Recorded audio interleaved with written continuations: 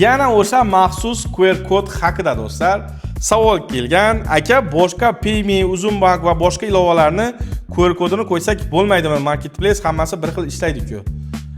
Hozirgi vaqtda do'stlar 247-sonli qarorga binoan raqamli platforma degan joyi bor, generatsiya qilingan degan joyi bor.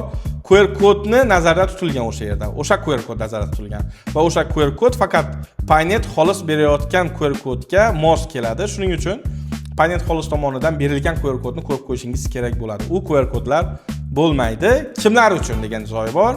Yakka tartibdagi tadbirkorlar va o'zini-o'zi band qilganlar uchungina faqat. Shuning uchun do'stlar, agar siz yakka tartibdagi tadbirkor bo'lsangiz yoki o'zini-o'zi band qilgan bo'lsangiz yoki shunday qarindoshlaringiz, tanishlaringiz, do'stlaringiz bo'lsa, bu videoni jo'natib tashlang.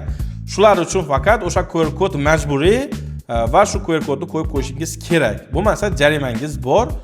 5 million so'm miqdorda jarima belgilangan.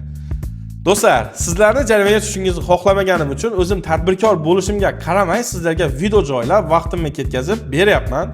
Bundan foydalanib qo'ying. Savollaringiz bo'lsa izohlarda qoldiring. Bu videoni tanishlarga yuborib qo'yamiz. Rahmat.